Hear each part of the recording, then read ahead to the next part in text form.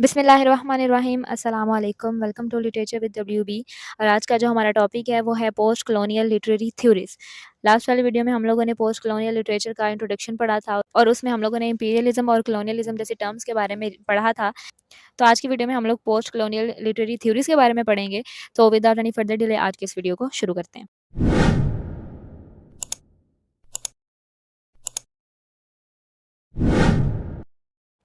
सबसे पहले हम लोग इंट्रोडक्शन देख लेते हैं कि इसमें हम लोग पढ़ने क्या जा रहे हैं।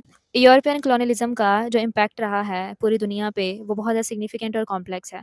अब ये जो पॉलिटिकल, सोशल और इकोनॉमिकल और साथ ही साथ हिस्टोरिकल इफ़ेक्ट्स जो हैं वो आए हैं कॉलोनियल रूल्स की वजह से, जिसमें कि 18th टू 20th सेंचुरी आ जाती है।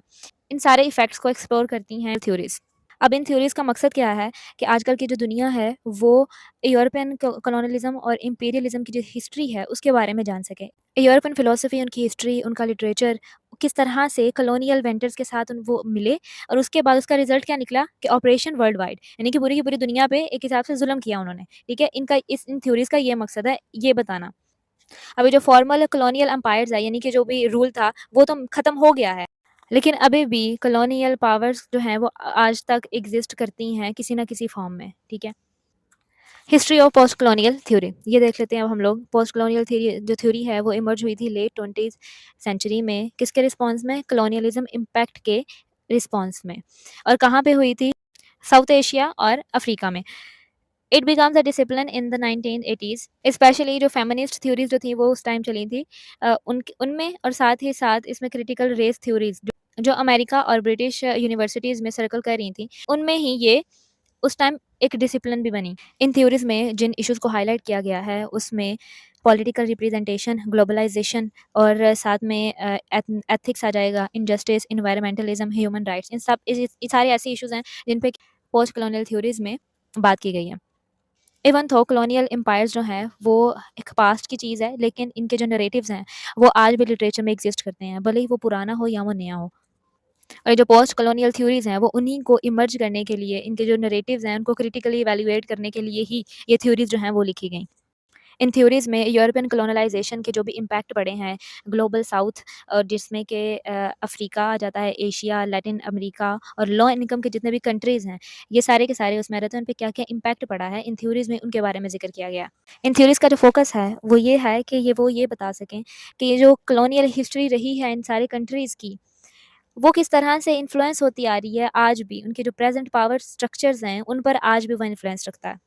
कुछ इंपॉर्टेंट कॉलोनियल फिक्शन वर्क्स हैं जिन्होंने कंट्रीब्यूट किया है पोस्ट कॉलोनियल लिटरेरी थ्योरीज में, जिसमें हमारे पास है रॉबिन्सन क्रूसो, ये लिखा था डैनियल डेफॉय ने। हार्ट ऑफ डार्कनेस ये लिखा था जोसेफ कॉर्नार्ड ने। किम लिखा था रुडयार्ड किपलिंग ने। और साथ में अ पैसेज ऑफ इंडिया ये ई एम फॉस्टर ने लिखा था। ये जो सारे वर्क्स हैं ये पोस्ट कॉलोनियल बेस्ड वर्क हैं। इसमें पोस्ट कॉलोनियल के जितने भी इफेक्ट्स हैं उनके बारे में जिक्र किया गया है। अब जो की अप्रोचेज़ हैं पोस्ट कॉलोनियल थ्योरीज़ में, उसमें कि हम लोगों को सबसे पहले मिलेगी एडवर्ड सईद का एक अप्रोच जो कि उन्होंने दी थी, ओरिएंटलिज्म। उसके अलावा गायत्री स्पाइविक ने दी थी can the subaltern speak. Homi के बाबा ने दी थी नेशन एंड नरेशन। ठीक है, ये जो हैं ये सारी की सारी थ्योरीज़ हैं और इसको हम लोग अब बारी-बारी जाके पढ़ते हैं। सबसे पहले हम लोग एडवर्ड सईद के बारे में जान लेते हैं कि एडवर्ड सईद बहुत एक अहम फिगर हैं in the development of post colonial literary theory. ये पैदा हुए थे 1935 में यरूशलेम में और ये एक फ़लस्तीनियन अमेरिकन स्कॉलर, राइटर और क्रिटिक हैं। एडवर्ड सईद जो हैं ये बड़े हुए एंग्लिकन फैमिली में और इन्होंने जो अपनी एजुकेशन है वो रिसीव की ब्रिटेन स्कूल से और उसके बाद इन्होंने हार्वर्ड और प्रिंसटन में स्टडी की और वहाँ पे वो एक लिटरेरी क्रिटिक बने। उसके बाद ये पढ़ाते भी रहे, प्रोफेसर भी रहे हैं कंपैरेटिव लिटरेचर के और इंग्लिश के कोलंबिया यूनिवर्सिटी में न्यूयॉर्क में 1963 में अंटिल हिज पासिंग, यानी कि जब तक उनकी डेथ नहीं होगी तब तक इन्होंने ये वाली जॉब जो थी वो जारी रखी। कोलंबिया यूनिवर्सिटी को ज्वाइन करने के बाद ये एक प्रोमिनेंट एडवोकेट भी बन गए फ़लस्तीन के लिए। हम इनकी थ्योरी की तरफ चलते हैं, इनके फेमस वर्क की तरफ चलते हैं जो कि है ओरिएंटलिज्म। ये ओरिएंटलिज्म जो है ये पब्लिश हुआ 1978 में। ये इनका एक मोस्ट फेमस वर्क है और इसमें इन्होंने क्या बात की कि किस तरह से जो अमेरिकन्स हैं और जो यूरोपियंस हैं वो किस तरह से पोर्ट्रे करते हैं अपनी थिंकिंग को, ईस्ट के बारे में वो क्या सोचते हैं। अपने इस वर्क में एडवर्ड सईद ने जो आर्ग्यू किया था, उनका ये कहना था कि किस तरह से जो वेस्टर्न वर्ल्ड है, यानी कि जिसमें यूरोपियन और अमेरिका आ जाता है, वो किस तरह से सोचते हैं ईस्ट के बारे में, यानी कि जो ईस्ट वर्ल्ड है उसके बारे में। और इसमें एशिया, अफ्रीका और साथ में मिडल ईस्ट आ जाता है। किस तरह से वो ईस्ट के बारे में सोचते हैं, इसमें इन्होंने इस बारे में ज़िक्र किया है। इसमें उन्होंने जो नॉन वेस्टर्न कल्चर्स हैं, यानी कि जो ईस्ट के लोग हैं, उनमें उन्होंने उनको अदर्स का नाम दिया है, ठीक है? और साथ में उन्होंने कहा है कि जो वेस्ट है, वो किस तरह से डिफ़ाइन करता है अदर्स को। अदर मतलब नॉन वेस्टर्न कल्चर्स को। इसमें वो ये आर्ग्यू करते हैं कि जो वेस्टर्न सोसाइटी है ना, वो ईस्टर्न कल्चर को किस तरह से हिस्टोरिकली पोर्ट्रे करते हैं। उसको वो बैकवर्ड मानते हैं, पावरलेस कहते हैं। और ईस्टर्न कल्चर को वो कंट्रास्ट करवाते हैं अपने own ideals of civilization, rationality और मॉडर्निटी से। इन सिंपल वर्ड अगर मैं आपको बताऊं तो ओरिएंटलिज्म में एडवर्ड सईद ने ये कहा था कि ये जो वेस्टर्न है ना, यानी कि यूरोपियंस और अमेरिकन्स, वो खुद को सुपीरियर मानते हैं और ईस्ट को इन्फीरियर मानते हैं। एडवर्ड सईद ने ओरिएंटलिज्म में ये कहा कि जो वेस्ट है वो ईस्ट के बारे में क्या सोचता है कि ईस्ट के जो लोग हैं ना, एक्ज़ोटिक और मिस्टीरियस है। इससे क्या मतलब कि एक ऐसी मखलूक जो कि बहुत अजीबो-गरीब होती है, ठीक है? और दूसरा ये उन्होंने ये कहा कि बहुत ज़्यादा अनसिविलाइज़्ड और बैकवर्ड किस्म के लोग हैं। तीसरा उन्होंने ये कहा कि जो ईस्ट है वो इन्फीरियर है और हम लोग जो हैं वो सुपीरियर हैं, ठीक है? अब ये सारी जो है इनका एडवर्ड सईद ने ये कहा कि ईस्ट के बारे में इन लोगों का ये ख़्याल है, इनके जो राइटर्स हैं उन वो अपनी राइटिंग्स में इस किस्म का लिखते हैं ईस्ट के बारे में, जबकि ये जो है ये बहुत ज़्यादा गलत है। ये एक डिसरिप्रेजेंटेशन है ईस्ट के बारे में, जबकि ऐसा कुछ भी नहीं है। और साथ में उन्होंने ये कहा कि ये ना सिर्फ़ गलत है, मतलब ये सारी की सारी जो इन्फॉर्मेशन ना सिर्फ़ गलत है बल्कि ये हार्मफुल भी है। हार्मफुल किस तरह से है कि ये फिर लोगों में डिह्यूमनाइज़ेशन को क्रिएट करती है, उनको पावरलेस फ़ील करवाती है और ये मिसरिप्रेज़ेंटेशन है ईस्ट की, ठीक है? अब हम एडवर्ड सईद के कुछ और दूसरे वर्क्स में जो कि इन्होंने लिखे हैं, ये आपके सामने हैं। The question of Palestine covering Islam, the word and the text in critic, और ये दूसरे भी हैं, आप ये देख सकते हैं। इसके बाद हम चलते हैं द सबऑल्टर सब्जेक्ट पे। सबऑल्टर जो है, सबऑल्टर किसको कहते हैं? सबऑल्टर का मतलब होता है कि मार्जिनलाइज्ड या फिर ऑप्रेस्ड ग्रुप, ठीक है? इनमें जो है वो छोटे तबके के लोग आ सकते हैं, जिसमें कि किसान हो गए, लेबर्स हो गए, जो मार्जिनलाइज्ड ग्रुप हैं, ठीक है? उनको सबऑल्टर का नाम दिया जाता है। 1980s में सबऑल्टर स्टडीज़ पे एक सीरीज़ जो थी वो पब्लिश हुई, जिसपे कि बहुत काफ़ी ज़्यादा सिग्निफिकेंट इम्पैक्ट है पोस्ट कॉलोनियल थ्योरीज़ पे भी। ये जो वॉल्यूम है ये इंट्रोड्यूस करवाता है एक कॉन्सेप्ट को, जिसको कि हम लोगों ने सबऑल्टर का नाम दिया है, ठीक है? और सबऑल्टर के बारे में आपको बता चुकी हूँ कि क्या है। रंजीत गोहा, ये जो हैं एक फाउंडिंग मेंबर हैं जिन्होंने सबऑल्टर का एक आइडिया को प्रपोज़ किया था।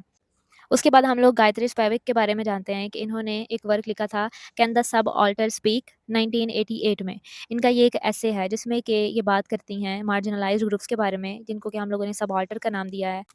वो लोग जो सोशली भी, पॉलिटिकली भी, इकोनॉमिकली भी ऑप्रेस्ड होते हैं, यानी निचले तबके के लोग, जिनको कि किसी भी मेन स्ट्रीम डिस्कशन या फिर रिप्रेजेंटेशन के लिए उनको उसमें शामिल नहीं किया जाता।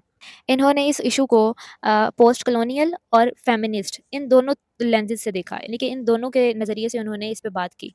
इसमें इन्होंने डिफरेंट कल्चर की जो प्रैक्टिसेस हैं उनके बारे में बात की, और साथ में इन्होंने ये बताया कि किस तरह से लिटरेचर को मिसरिप्रेजेंट जो है वो किया जाता है। अपने इस वर्क में गायत्री स्पिवाक जो हैं वो एक सवाल करती हैं कि कैन द सबऑल्टर स्पीक, यानी कि क्या सबऑल्टर जो हैं वो बोल सकते हैं और क्या उनको इस चीज़ का हक है? और उसके बाद फिर वो खुद ही उसका जवाब दे देती हैं कि नहीं, they are unable to speak. वो तो अपनी थॉट्स को भी जो है वो शेयर नहीं कर सकते, क्योंकि उनकी जो वॉइसेस हैं मेडिएटेड हैं, इंटरप्रेटेड हैं, और उनकी जगह पे आके कोई और बोल लेता है, यानी कि उनकी उनको कोई और आके रिप्रेजेंट कर देता है, जिसमें कि बड़े-बड़े पॉलिटिक्स और एक्टिविस्ट जो हैं वो शामिल हैं। यानी कि सबऑल्टर्स जो हैं वो अपनी खुद की अपना ओन ओपिनियन, अपनी अपनी ओन थॉट्स को भी एक्सप्रेस नहीं कर सकते। इसमें मज़ीद वो ये भी कहती हैं कि ये हम लोगों को ये नहीं करना चाहिए, यानी कि वो अपने एक आइडिया को एक्सप्रेस करती हैं कि हम लोगों को ये नहीं करना चाहिए कि हम लोग जो जो इंटेलेक्चुअल्स हैं या फिर जो एक्टिविस्ट्स हैं, उनको हम लोग जो है वो आवाज़ जो है वो सबऑल्टर्स की बना दें कि उनके हक में आके वो बोल लें। नहीं, बल्कि हम लोगों को सबऑल्टर्स को खुद एक स्पेस देनी चाहिए, ताकि वो अपनी आवाज़ को खुद उठा सकें, अपने हक के बारे में बोल सकें, अपने बिलीव्स, अपने आइडियाज़, अपने थॉट्स के बारे में जो है वो खुद बता सकें। ना कि कोई आके उनकी आवाज़ बने और उनके आइडियाज़ को आके वो शेयर करे, बल्कि वो खुद जो है उनको खुद बोलना चाहिए। उसके बाद हमारा जो नेक्स्ट टॉपिक है वो है एजेंसी एंड रेजिस्टेंस। एजेंसी जो है वो क्या होती है? एजेंसी पोस्ट कॉलोनियलिज्म के टर्म में अगर बात करें तो वो रेफ़र करती है कि एक ऐसी एबिलिटी होती है किसी भी इंडिविजुअल की, ग्रुप्स की या सोसाइटी की, जिसमें कि वो खुद अपने डिसीजंस ले सकते हैं, अपने लिए खुद जो है वो रास्ते बना सकते हैं डेवलपमेंट्स के, ठीक है? एक हिसाब से ये एक ऐसा रास्ता है जिसमें कि वो अपनी ओन डेस्टिनी पे कंट्रोल रखते हों, ठीक है? और वो अपने लिए कुछ ना कुछ कर सकते हों खुद, और वो एक फेस करें एक्सटर्नल डोमिनेशन को, जिसमें कि कॉलोनियलिज़्म और इम्पीरियलिज़्म आ जाता है, ठीक है? यानी कि वो उन ऐसी डोमिनेशंस को, एक्सटर्नल डोमिनेशंस को फेस करें, ठीक है? खुद उनको फेस करें। इन अदर वर्ड्स अगर बात करें तो जो एजेंसी है ना, वो एक सेल्फ डिटर्मिनेशन है, ठीक है? सेल्फ डिटर्मिनेशन का एक कॉन्सेप्ट है कि इंसान को खुद जो है वो अपने लिए कुछ ना कुछ करना पड़ेगा। खुद अपने लिए डिसीजंस लेने पड़ेंगे, अपने लिए खुद रास्ते तलाश करने पड़ेंगे। पोस्ट कॉलोनियल लिटरेचर में अगर एजेंसी की एग्जांपल्स हम लोग देखें तो हम लोगों को ये देखने को मिलेगा कि जो कॉलोनलाइज्ड इंडिविजुअल्स या फिर जो कम्युनिटीज़ हैं, जब वो एक एक्शन लेती हैं कि किसी पावर के खिलाफ अपनी आइडेंटिटी को रिक्लेम करते हैं आके, तो वो एक लार्ज स्केल में रेजिस्टेंस की एक जो उनकी एक ना मूवमेंट्स चलती हैं, ठीक है? स्मॉल एक्ट्स में उनकी मूवमेंट्स चलती हैं, जिसमें कि वो जो है वो रिफ्यूज़ कर देते हैं कि वो कॉलोनलाइज़र्स के कस्टमर्स को और उनके फैशन को, यानी कि वो उनको अडॉप्ट करने से इनकार कर देते हैं। उसके बाद हमारे पास है होमी के बाबा की हमारे पास पोस्ट कॉलोनियल लिटरेरी थ्योरी है, एसिमिलेशन एंड हाइब्रिडिटी। होमी के बाबा भी एक सिग्निफिकेंट फिगर हैं पोस्ट कॉलोनियल लिटरेरी थ्योरीज़ में, और ये प्रोफेसर थे English and American language and literature के, और इन्होंने वेरियस फील्ड्स में कंट्रीब्यूशन की हैं। इनके जो वर्क्स हैं वो एक्सप्लोर करते हैं कॉम्प्लेक्स आइडियाज़ को, जिसमें कि एसिमिलेशन और हाइब्रिडिटी आ जाती है in the context of colonialism and post colonialism, ठीक है? एसिमिलेशन को देखते हैं कि एसिमिलेशन क्या है। Assimilation refers to the process where the culture of the colonized people adopt an element of the colonizers culture।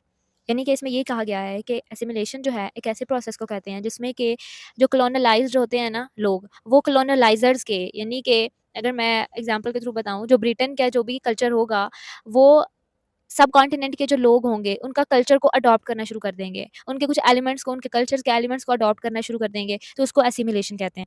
इसमें जो है हम लोगों को और भी चेंजेस देखने को मिलती है, जिसमें कि religion, class, race, gender dynamics आ जाते हैं। यानी कि इन सब चीज़ों में भी चेंजेस आ सकती है, लोग इनको भी चेंज कर सकते हैं। अब इससे क्या होता है कि ये जो इनकाउंटर होता है ना बिटवीन 2 कल्चर्स, यानी कि उनका कल्चर और यहाँ का कल्चर जब आपस में इमर्ज होंगे, जब उनका इनकाउंटर होगा, तो एक न्यू कल्चर जो है वो इमर्ज होगा। और ये जो कल्चर होगा, ये कॉलोनलाइज़र्स का जो कल्चर होगा वो, और जो कॉलोनलाइज़्ड लोगों का कल्चर होगा, ओरिजिनल कल्चर जो उनका था, उन दोनों से डिफरेंट होगा। यानी कि एक नया कल्चर निकल के सामने आएगा। हाइब्रिडिटी क्या है? हाइब्रिडिटी जो है ये एक दूसरा कॉन्सेप्ट था जो कि होमी के बाबा ने दिया था।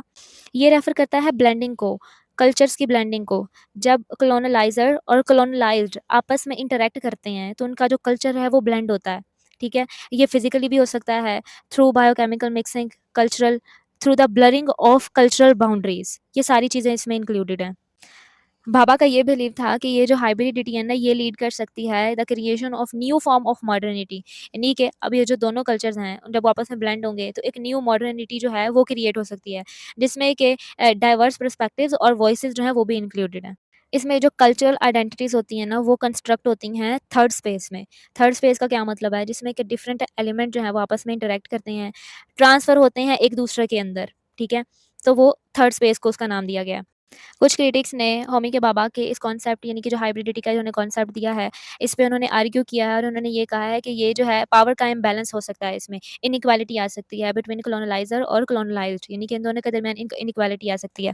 ओवरऑल अगर बात करें तो होमी के बाबा के जो आइडियाज़ थे असिमिलेशन के और हाइब्रिडिटी के, ये एक कॉम्प्लेक्स अंडरस्टैंडिंग देते हैं कल्चरल इंटरैक्शन की, कॉलोनियल और पोस्ट कॉलोनियल कॉन्टेक्स्ट में रहते हुए। लेकिन साथ ही साथ वो कुछ इंपॉर्टेंट क्वेश्चंस भी उठाते हैं पावर डायनामिक्स और इनइक्वालिटी के लिए। तो ये था आज का लेक्चर, होप्स सो कि आपको इसकी समझ आई होगी। इन स्लाइड्स का लिंक मैं डिस्क्रिप्शन बॉक्स में दे दूँगी। चैनल पे नए हैं तो प्लीज़ सब्सक्राइब कर दें, और वीडियो पसंद आई हो तो लाइक भी कर दें। तो इंशाल्लाह मिलते हैं फिर नेक्स्ट वाली वीडियो में, तब तक अपना ख्याल रखिएगा। अल्लाह हाफ़िज़।